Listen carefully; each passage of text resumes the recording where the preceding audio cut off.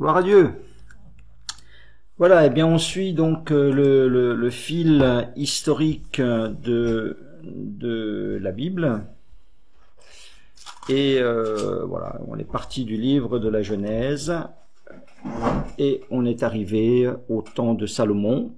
Et comme on est arrivé au temps de Salomon, on a fait un crochet, un dérivé sur les 3 livres qui sont attribués à Salomon, à savoir donc le Cantique des Cantiques, les Proverbes en partie et le livre de l'Ecclésiaste. Alors c'est un livre magnifique, l'Ecclésiaste, et on veut le survoler aussi ce soir et en tirer quelques leçons.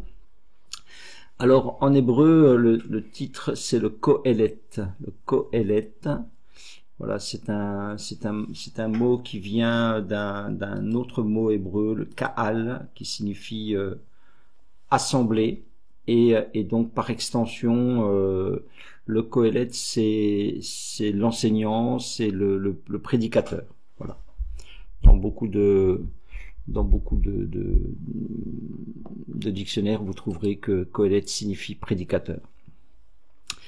Et le mot ecclésiaste, comme on a vu, la grande influence de la Septante sur les titres de la Bible que nous avons, eh bien le mot ecclésiaste vient de la Septante, qui, je le rappelle, est une traduction de l'hébreu vers le grec au 2e, 3e siècle avant Jésus-Christ. Alors, le livre de l'Ecclésiaste est attribué à Salomon. Alors, tous les commentateurs n'ont pas été d'accord sur ce fait, mais les Juifs disent que c'est à Salomon, et même si ce n'est pas expressément dit, on se rend compte quand on lit le livre de l'Ecclésiaste que énormément de choses tendent à nous dire que l'Ecclésiaste est de Salomon. J'aimerais qu'on vous donne quelques éléments, et c'est quand même très important pour bien comprendre la pensée de l'Ecclésiaste, et bien de le relier à Salomon. Alors voilà le témoignage interne qui nous fait penser à Salomon. Par exemple, au chapitre 1, verset 1 et verset 12, il nous est dit que l'Ecclésiaste, c'est le fils de David, roi de Jérusalem. Voilà. Donc c'est un fils de David, et c'est un roi d'Israël. On pourrait imaginer effectivement que c'est plus qu'un fils direct, un descendant qui a été roi. Il y en a eu pas mal en Juda, mais d'autres éléments nous sont donnés un petit peu plus bas. Il dit au verset 16, « J'ai grandi et surpassé en sagesse tous ceux qui ont dominé avant moi sur Jérusalem, et mon cœur a vu beaucoup de sagesse et de connaissance. » Il a une sagesse sans rival. On sait que la sagesse, c'est vraiment la marque de fabrique de Salomon. Au chapitre 2 et au verset 4, il est dit « J'exécutais de grands ouvrages, je me bâtis des maisons, je plantais des vignes. » On sait que, eh bien, par le livre des rois et des chroniques, que Salomon a été un grand constructeur.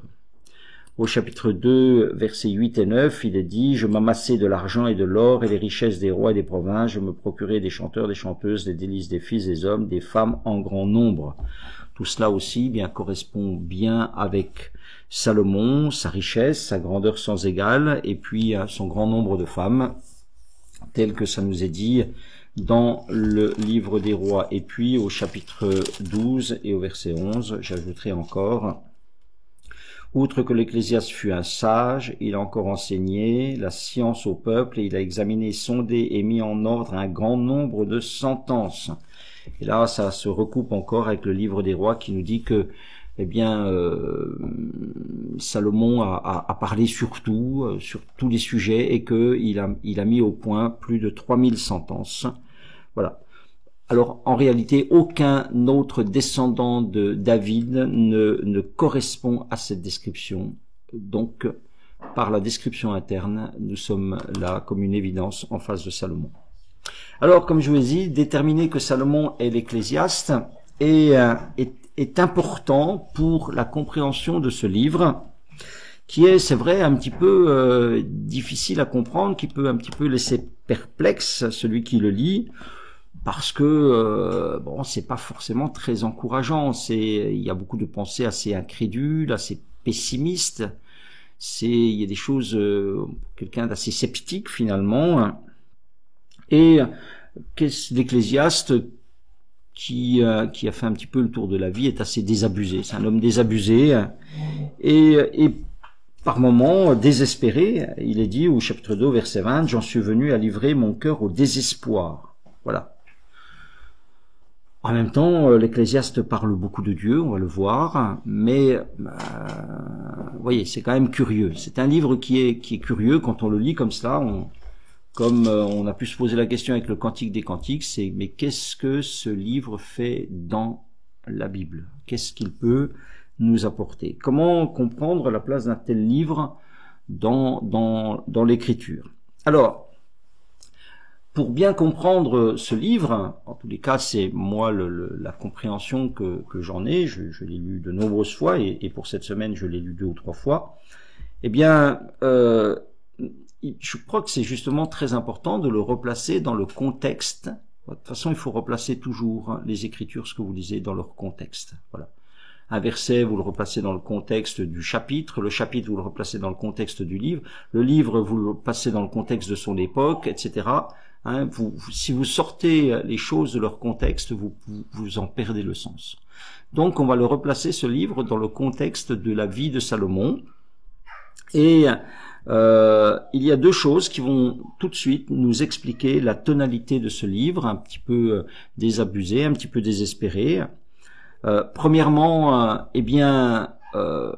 le livre décrit la tentative de comprendre la vie, d'expliquer la vie par le biais de la sagesse. C'est dit dès le départ, chapitre 1, verset 13. « J'ai appliqué mon cœur à rechercher, à sonder par la sagesse tout ce qui se fait sous le soleil. » Voilà.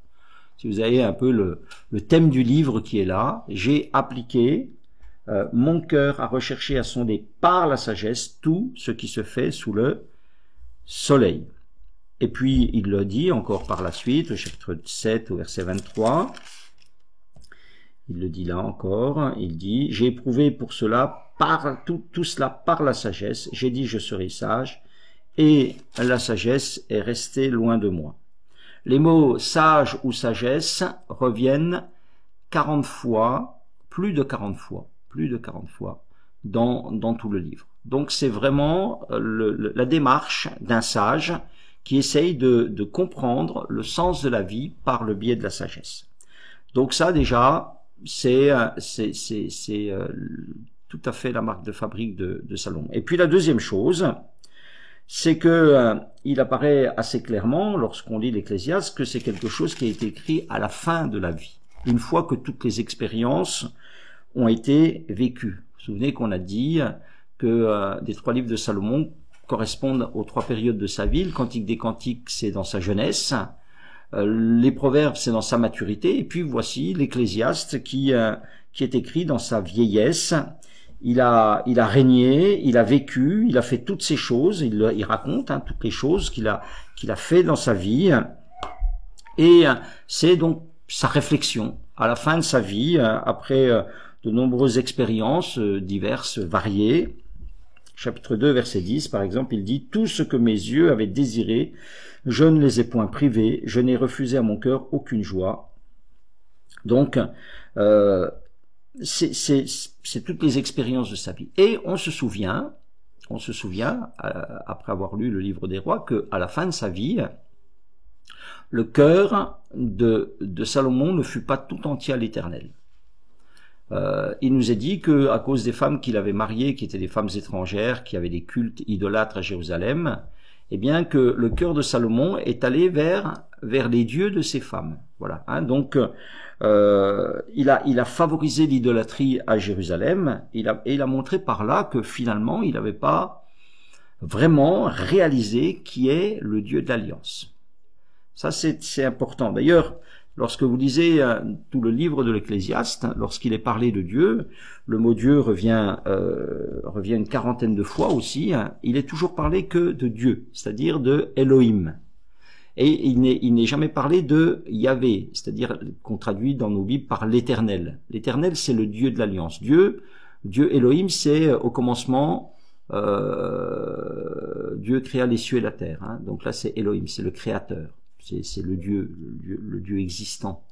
Mais plus tard, au travers de Moïse, au travers d'Abraham, nous allons faire connaissance de l'Éternel, c'est-à-dire le Dieu de l'Alliance. Or, l'aspect de Dieu qui nous est manifesté dans l'Ecclésiaste, c'est pas le Yahvé, c'est pas le Dieu de l'Alliance, c'est pas le Dieu avec lequel le croyant a fait une alliance comme Moïse ou comme Abraham.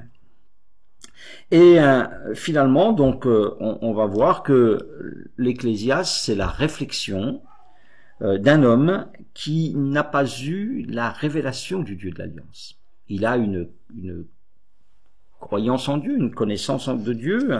Certes, dans la vie de Salomon, Dieu lui est apparu 2 fois, nous dit l'Écriture, mais visiblement, Salomon n'a pas approfondi cette relation comme a pu l'approfondir David son père. C'est-à-dire qu'il a eu une connaissance de l'existence d'un Dieu qui lui a parlé, qui s'est manifesté. L'Écriture dit qu'il lui est apparu 2 fois, mais ça n'est pas allé plus loin. Vous savez, c'est quelque chose qu'on trouve aujourd'hui même dans l'Église. Dans l'Église de Jésus-Christ, vous avez des gens qui peuvent faire une expérience pour lesquelles Dieu peut se manifester, soit par des guérisons, par des délivrances, par des pourvoiements, des gens auxquels Dieu peut parler 1 fois, 2 fois, mais qui ne vont pas pour autant faire une rencontre personnelle avec Dieu. Voilà.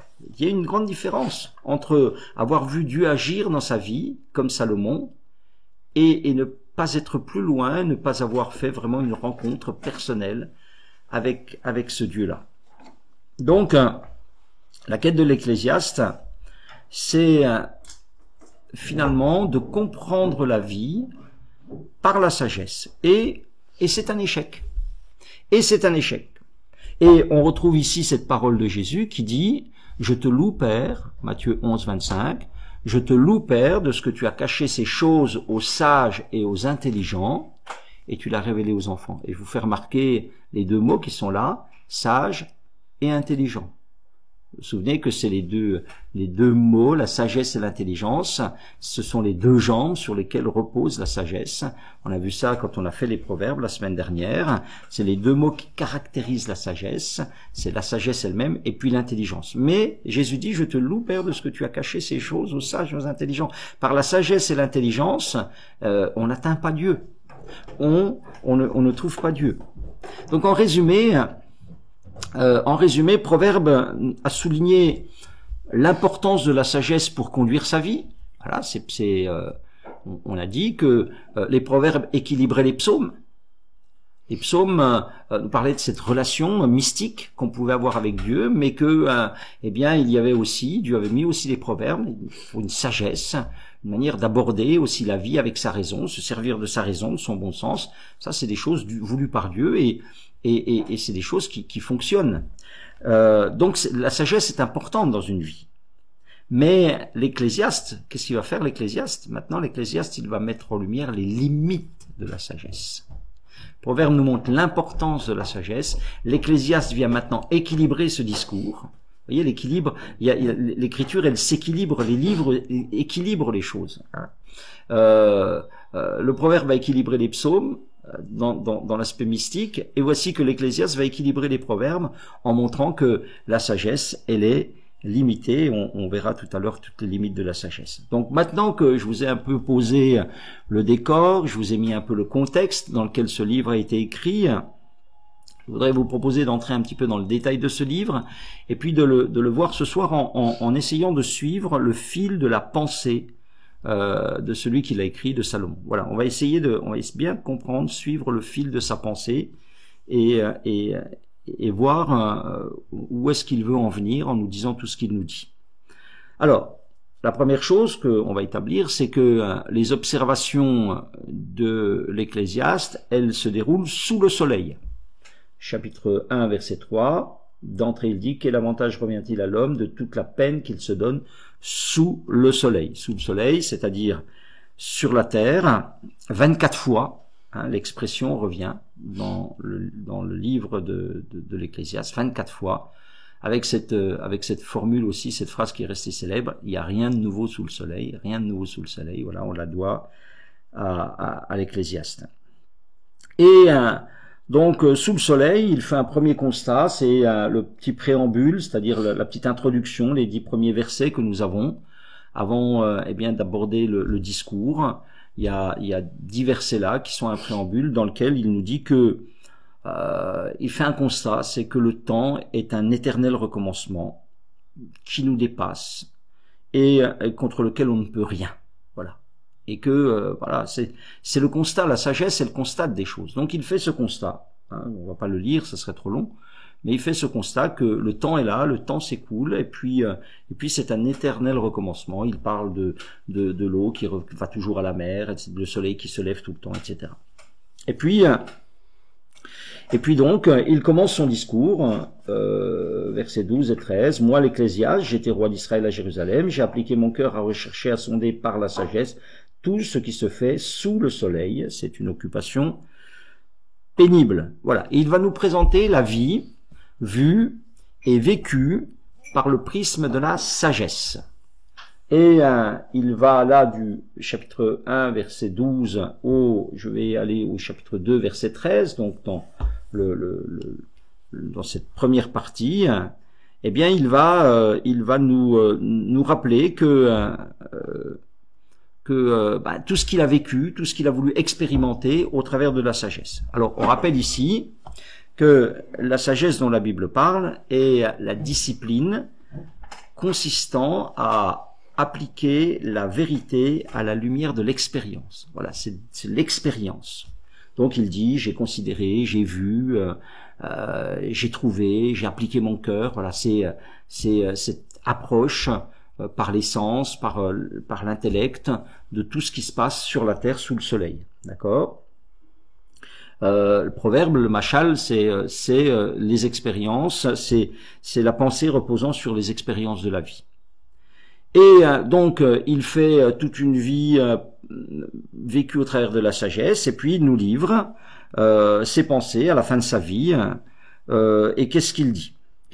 Alors il dit, chapitre 1, verset 13 à 18, donc je ne vais pas lire à chaque fois, mais vous pouvez noter ça, puis vous le relirez, vous regarderez.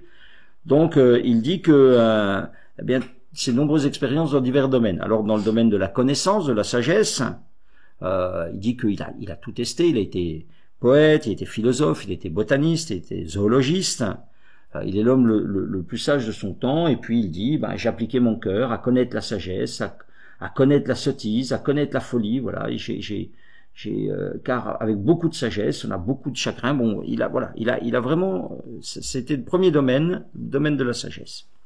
Après, il est dit que il a aussi cherché le sens de la vie, le bonheur, parce que derrière ce qu'il cherche aussi, c'est le bonheur. Il l'a cherché au travers des plaisirs. Chapitre 2, versets 1 et 3, aussi verset 10. Voilà, tout ce que mes yeux avaient désiré, je ne les en ai point privé. Il a refusé aucune joie à son cœur, il a accompli tous ses désirs. Voilà. Il a aussi expérimenté dans le domaine du travail. On se rend compte que c'est les domaines de la vie, c'est les domaines de la vie auxquels nous sommes confrontés nous aussi. La raison, le travail, le plaisir. Alors le travail, il a fait de grands travaux de construction, chapitre 2, versets 4 à 6, verset 10 aussi. Et on sait que dans sa vie, Salomon, il a bâti le temple, il a bâti son palais, 2 fois plus de temps que pour bâtir le temple, d'ailleurs de Jérusalem. Il a fait des villes, qui étaient des centres de commerce. Il a vraiment développé le pays. Et puis il a aussi expérimenté, fait des expériences dans la richesse.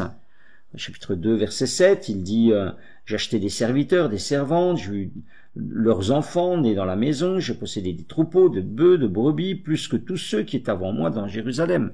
Je m'amassais de l'argent, de l'or, des richesses des rois et des provinces. Voilà, il a été chez lui abondait le bétail, l'argent, l'or. Vous vous souvenez qu'il était dit que l'argent était plus commun à Jérusalem que les pierres. Il a aussi testé le domaine de l'art. Il est dit qu'il s'est procuré des chanteurs, des chanteuses. Et puis il a volupté avec de nombreuses femmes. L'Écriture nous dit 700 femmes, 300 concubines. Voilà. Donc, en conclusion, voilà, il fait là le catalogue de tout ce qu'il a vécu dans sa vie. Il a eu les moyens de vivre tout cela. Et puis, il a essayé de comprendre la vie au travers de cela. Il a essayé de chercher, de trouver le bonheur par tous ses moyens, et rien ne l'a satisfait. Et parce que rien ne le satisfaisait, il cherchait ailleurs, parce que la sagesse n'était pas suffisante, il cherchait dans les plaisirs, parce que, etc. Et voilà. Et c'est un cœur qui reste insatisfait. Alors de tout cela, de toutes ces expériences, l'Ecclésiaste y tire deux conclusions. Elles sont, chapitre 2, versets 13 à 15, donc après ce catalogue, il arrive à une conclusion, et dit, j'ai vu, premièrement, que la sagesse a de l'avantage sur la folie, comme la lumière a de l'avantage sur les ténèbres. Donc ça, c'est la première chose, c'est que la sagesse, malgré tout, garantit une vie supérieure. Voilà. Et là, vous avez une expression, a de l'avantage. Ça, c'est quelque chose qui revient aussi sans arrêt dans le livre de l'Ecclésiaste. Quel avantage? Ou l'expression, il vaut mieux, vaut mieux, vaut mieux. Donc, la sagesse arrive à déterminer, à hiérarchiser les choses. Et en cela, elle est très utile. Elle est supérieure pour mener et comprendre la vie, pour trouver le bonheur, pour échapper au bonheur. Ça aussi, pour échapper au malheur, ça aussi c'est un mot qui revient souvent. Donc elle a une supériorité. Il dit, vaut mieux être sage que être fou, qu'être insensé. Il y a plus de bénéfices. Bon, d'accord. Mais il y a une deuxième conclusion, puisqu'il est pas satisfait de cette démarche de sagesse.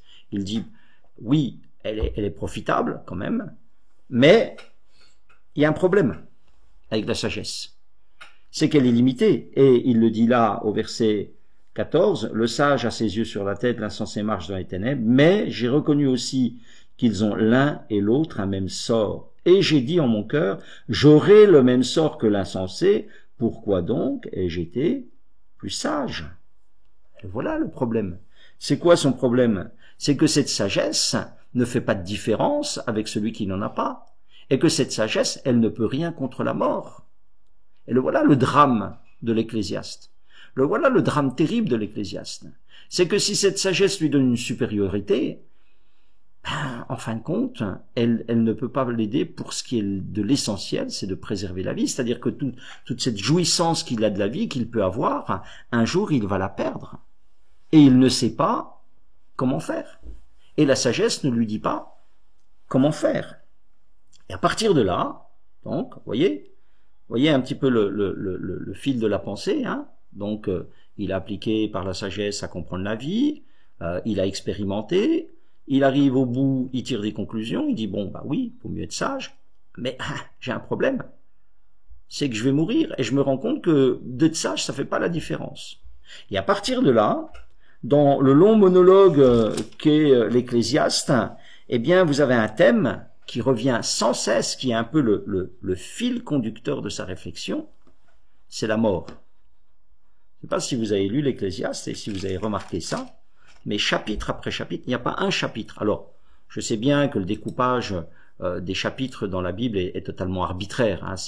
Faut pas vous y fier. C'est quelque chose qu'on a fait par la suite pour nous aider à se retrouver dans la Bible. Mais bon, si on suit un peu ce découpage, vous vous rendez compte que chapitre par chapitre, il est question de la mort. J'aimerais vous le montrer. Chapitre 2, verset 14, donc, ce qu'on vient de lire, tout le monde meurt, il n'y a pas de différence. Le sage comme l'insensé. Chapitre 3, verset 19, car le sort des fils de l'homme et celui de la bête est pour eux un même sort. Il n'y a pas de différence même avec les animaux. Ça, c'est encore plus terrible. Bon, je meurs comme l'imbécile, je meurs comme celui qui n'a pas de sagesse. Bon, d'accord. Mais je meurs finalement comme l'animal, je meurs comme la chèvre, comme l'agneau, comme l'âne. Et toute ma sagesse ne fait pas la différence. Ça, c'est terrible. Chapitre 4, verset 2. Et j'ai trouvé les morts qui sont déjà morts plus heureux que les vivants qui sont encore vivants. Bien souvent, dit-il, à cause de ce que, la vie réserve, parfois, la mort est préférable à la vie. Chapitre 5, verset 14, on suit un petit peu cette réflexion. Chapitre 5, verset 14, comme il est sorti du ventre de sa mère, il s'en retourne nu, ainsi qu'il était venu, et pour son travail, il n'emporte rien qu'il puisse prendre par sa main. À la mort, on n'emporte rien. Phrase qu'on retrouvera ensuite dans le Nouveau Testament, dans Timothée. Voilà, terrible. C'est qu'à la mort, je suis venu nu et je vais repartir nu et je n'emporte rien. Tout ce que j'ai amassé, je vais devoir le laisser. Ça le ronge. C'est une idée qui revient plusieurs fois dans l'Ecclésiaste. Chapitre 6, verset 2, il y a tel homme à qui Dieu a donné des richesses, des biens et de la gloire qui ne manque pour rien de son âme, de rien de ce qu'il désire, mais que Dieu ne le laisse pas mettre d'en jouir, car c'est un étranger qui en jouira. Voilà, l'homme doit tout laisser. Et au verset 12, il dira encore que sa vie, elle est courte finalement. En fin de compte, il se dit, mais qu'est-ce que c'est court? Car qui sait ce qui est bon pour l'homme dans la vie et pendant le nombre des jours de sa vie de vanité qu'il passe comme une ombre. Vous voyez la problématique qui est dans la tête de l'Ecclésiaste. Elle est là. Elle dit, mais en fin de compte, la mort. La mort qui est là, qui prend tout le monde sans différence, qui fait que je dois tout laisser, qui fait que finalement une vie c'est tellement court. Au chapitre 7, au verset 2, il continue encore, il leur parle encore de la mort. Mieux vaut aller dans une maison de deuil que d'aller dans une maison de festin, car c'est là la fin de tout homme. C'est là la fin de tout homme. La mort est la fin de tout homme.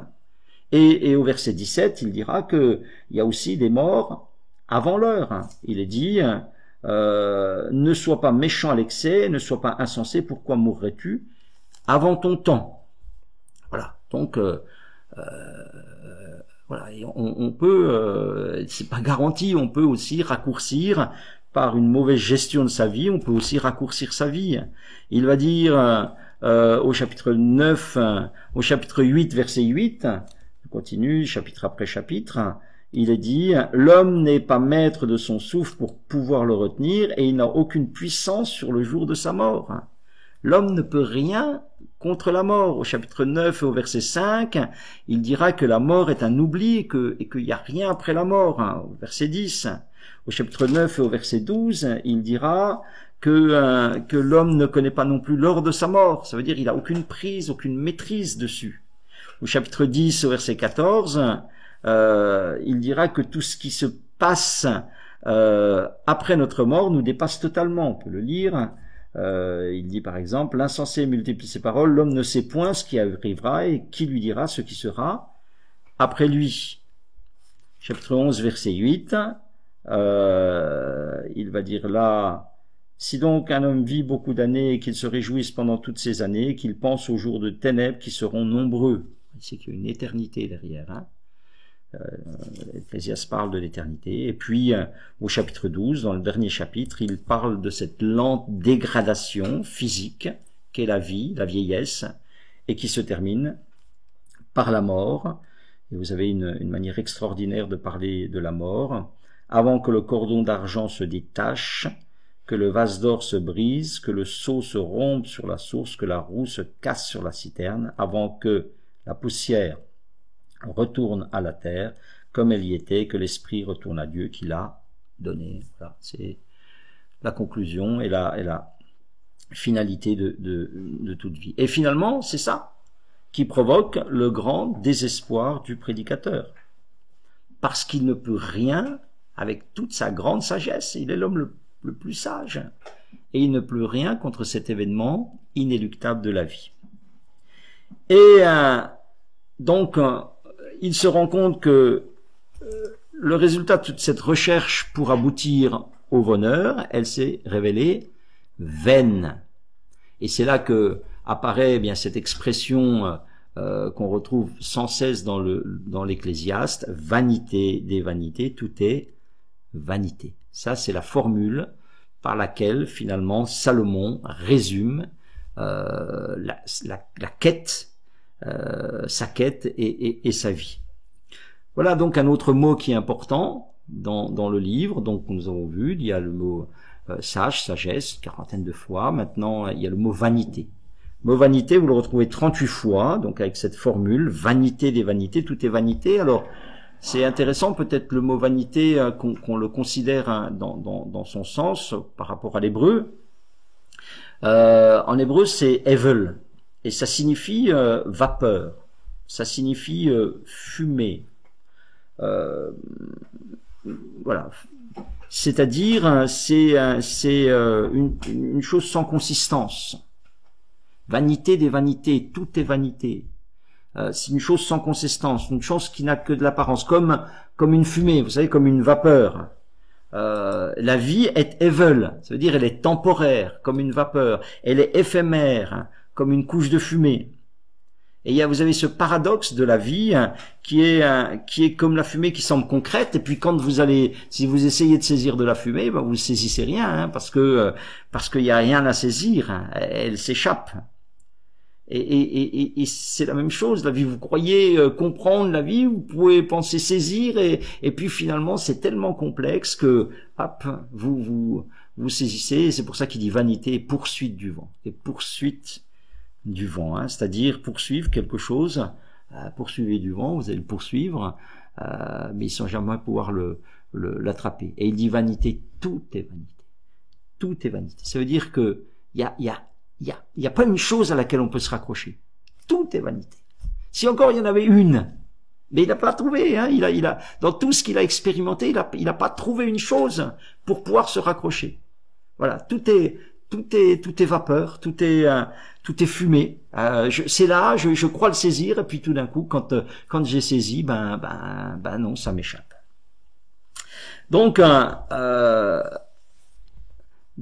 ça fait que l'Ecclésiaste, il arrive très rapidement au constat des limites de la sagesse. Les limites de la sagesse. Première limite, je vais vous en donner trois, enfin les trois que, en tous les cas trois que j'ai noté que l'Ecclésiaste mentionne assez clairement. Premièrement, la sagesse ne lui évitera pas la mort. Ça, on l'a dit, ça c'est une limite terrible. La sagesse ne lui évitera pas la mort. Donc, il le dit, mais quel avantage j'ai finalement à être sage, puisque ça ne m'évitera pas la mort. Deuxième chose, deuxième limite de la sagesse, la sagesse incapable de tout expliquer. La vie reste une énigme. Et Ecclésiaste pointe tout un tas de choses difficiles, de contradictions de la vie, de paradoxes, d'incohérences, choses qu'on n'arrive pas à expliquer. Je vous en citer quelques-unes.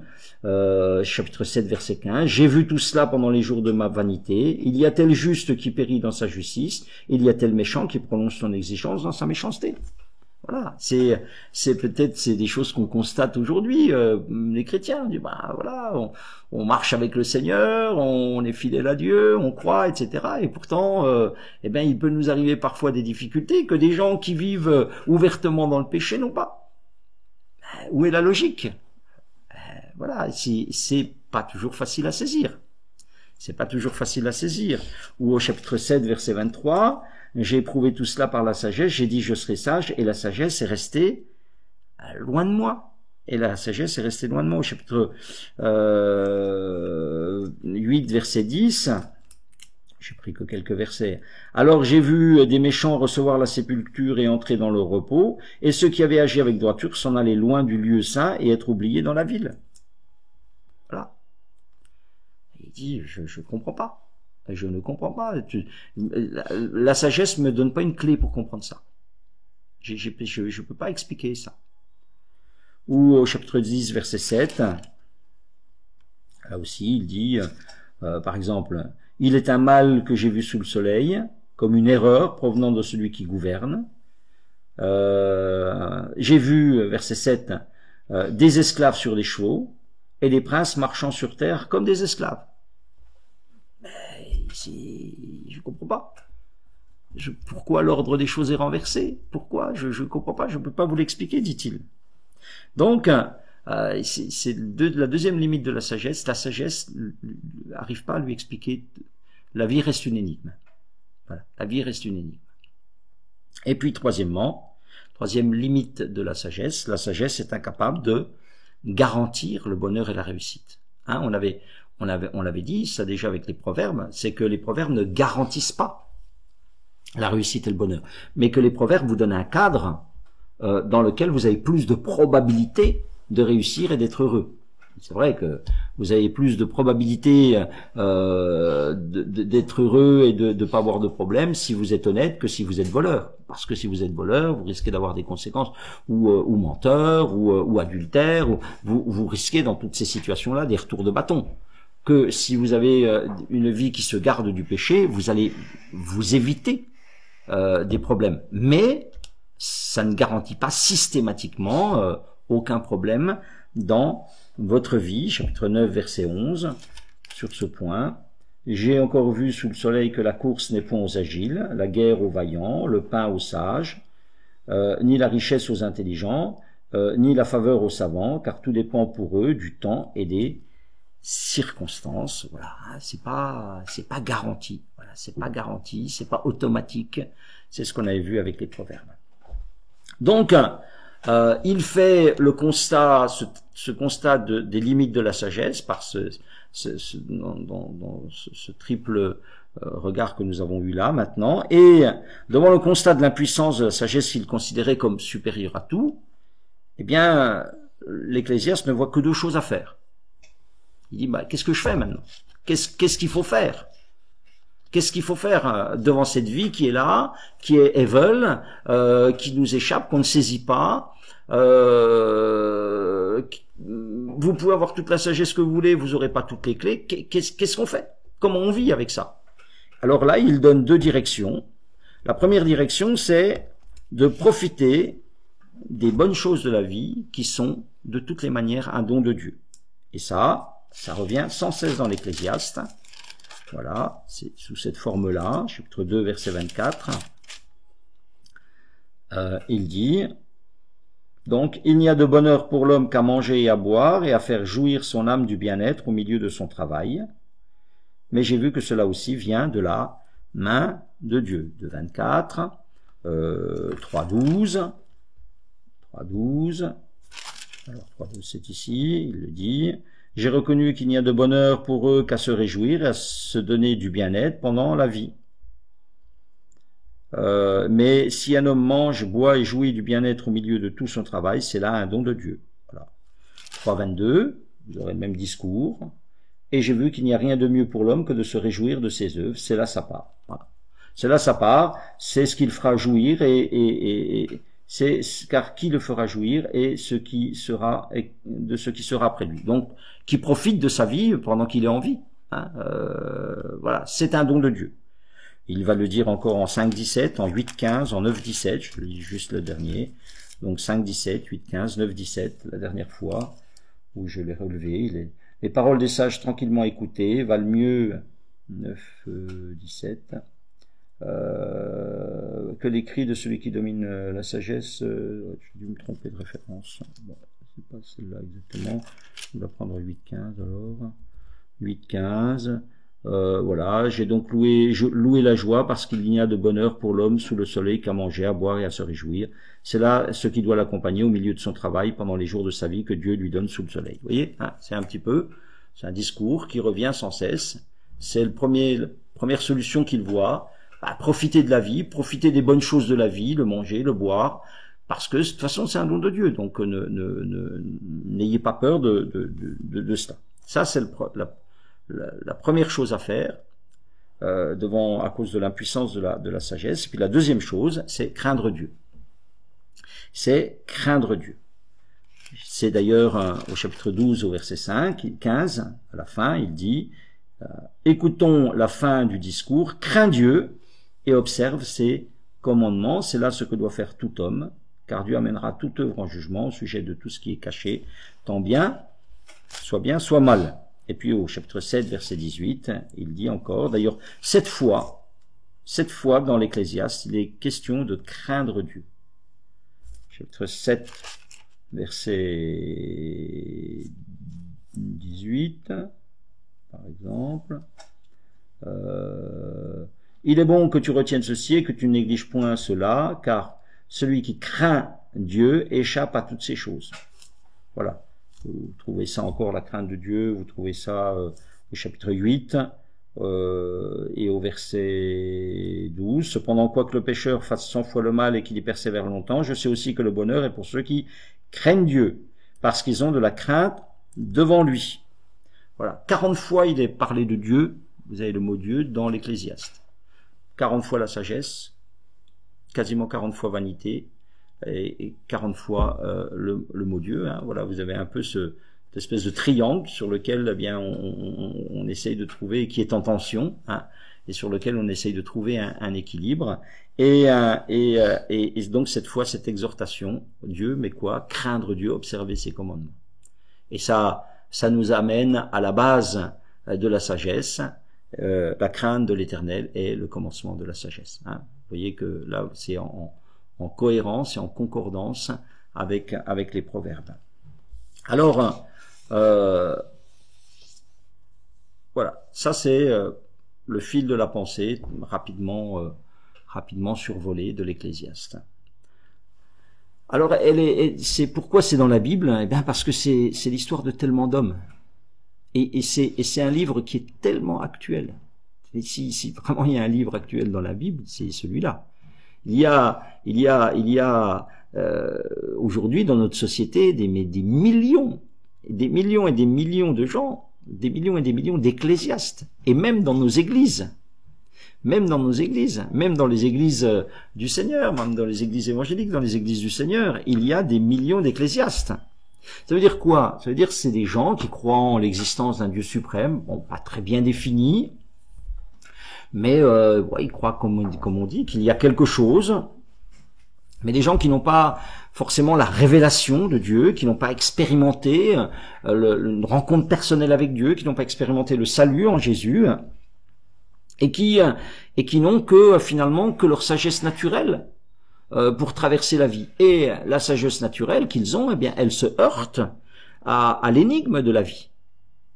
Ces gens qui comprennent pas, on comprend pas la souffrance, on comprend pas l'injustice, les injustices, on ne comprend pas le sens de la vie, on ne comprend pas pourquoi des enfants meurent, hein, vous savez, pourquoi ceci, pourquoi cela, hein, ça c'est des questions qui occupent bien des esprits, et des gens qui finalement, devant cette interrogation, devant cette vie qui est là un peu mystérieuse, énigmatique, eh bien c'est des gens qui aboutissent à la philosophie de vie de l'Ecclésiaste.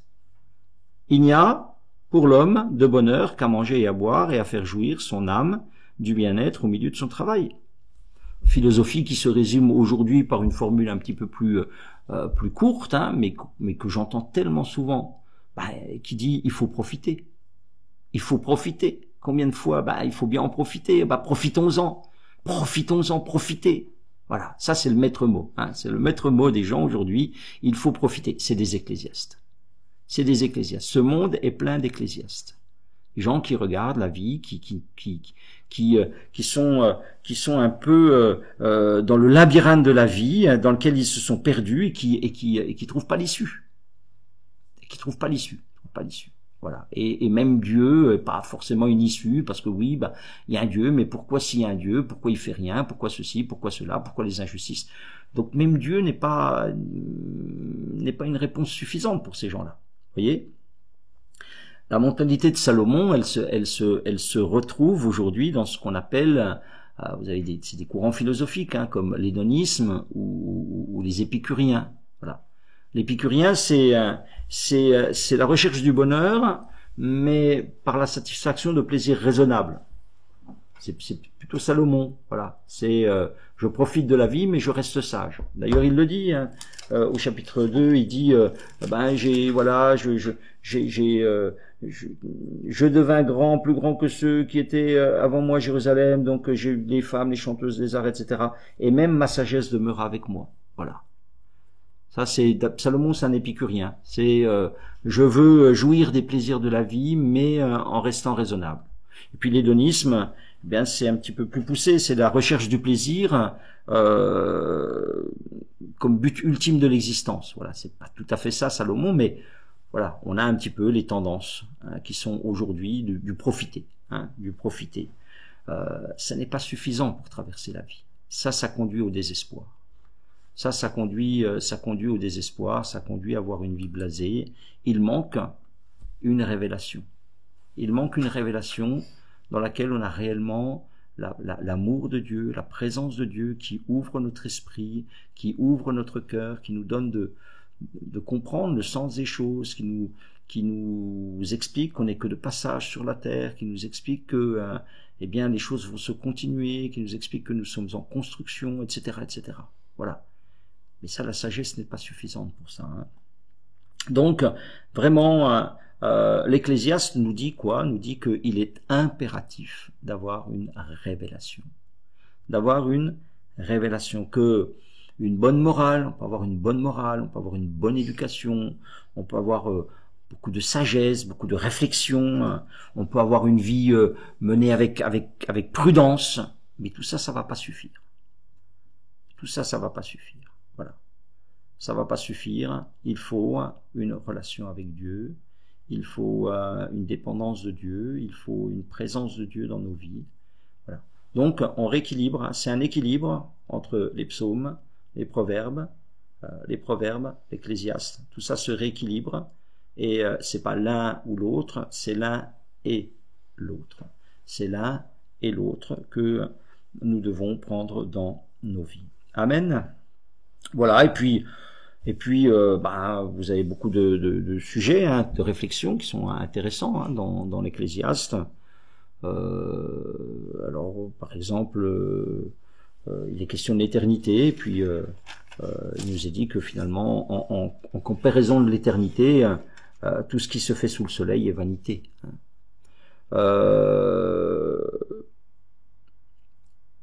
Il nous est dit aussi que tous les buts poursuivis par l'Ecclésiaste pour trouver le bonheur ne peuvent pas être des buts de la vie, mais seulement des moyens pour rendre l'existence plus belle et plus agréable, plus supportable. D'accord? Ça, le problème de l'Ecclésiaste, c'est que il a fait du plaisir, il a fait des travaux, il a fait toutes ces choses-là, les buts de sa vie. Voilà. Si vous vivez ces choses, si vous vivez votre travail, si vous vivez votre réussite personnelle, votre réussite de foyer ou je sais pas quoi, toutes ces choses que vous pouvez voir. Si c'est ça le but de votre vie, vous allez être déçu, hein, parce que ça va pas être suffisant. Ça ne peut être que des moyens. Voilà. Et vous devez les vivre, nous devons les vivre comme des moyens. Voilà. De traverser cette vie parce que nous sommes de passage. Voilà, et c'est quelque chose qu'il faut intégrer, accepter. Nous sommes de passage. Voilà, nous sommes de passage. Nous sommes étrangers et voyageurs sur cette terre. C'est ça que l'Ecclésiaste avait beaucoup de mal à accepter. On peut voir aussi que la connaissance et la sagesse, les plaisirs, le travail, les richesses et possessions matérielles, la musique, le vin, l'amour, ne sont pas des choses mauvaises en elles-mêmes. Ça aussi, il faut équilibrer. Parfois, vous avez des courants chrétiens qui ont vous avez des gens, ils sont rentrés dans les monastères, ils se sont enfermés, ils ont plus voulu toucher aux choses de la vie. Mais non, l'Écriture dit que ce sont des dons de Dieu. Le problème, c'est pas que ces choses, elles sont mauvaises en elles-mêmes. Le problème, c'est la place qu'on leur donne. C'est la place qu'on leur donne, c'est le culte qu'on leur voue. Voyez? Voilà. Si elles restent des moyens, elles ne seront jamais préjudiciables. Si ces choses deviennent des buts, des choses essentielles dans notre vie, ça va être destructeur pour nos vies. Voilà, dire aussi que c'est vrai qu'il y a un certain fatalisme quand on n'a pas la révélation, parce que tout se termine par la mort. Il y a une humiliation ici, parce que finalement l'homme a le même sort que l'animal. Voilà, c'est des choses, si on les vit pas au niveau spirituel, si notre dimension spirituelle elle n'est pas activée, alors voilà, et on comprend que les gens quand ils vieillissent, quand ils sentent que leur vie est derrière, qu'ils sont plus près de la mort que de profiter de la vie, alors ils sont désespérés, ils sont aigris, ils sont pas bien. Voyez, il y a tellement d'ecclésiastes dans ce monde. Voilà les amis, alors je vais m'arrêter là. Beaucoup de beaux passages. Voilà, vous avez ce passage magnifique, le chapitre 12, 11, je crois, 12, magnifique, avec cette description de la vieillesse comparée à une maison, verset 3 à la fin 10, là, ça c'est vraiment un très beau livre. C'est vraiment très bien écrit, c'est un très beau livre. Voilà. À méditer, à lire, et voilà, et en comprendre le sens, et à ce qu'il puisse nous pousser sous le soleil, à vivre quelque chose de personnel avec Dieu. Amen.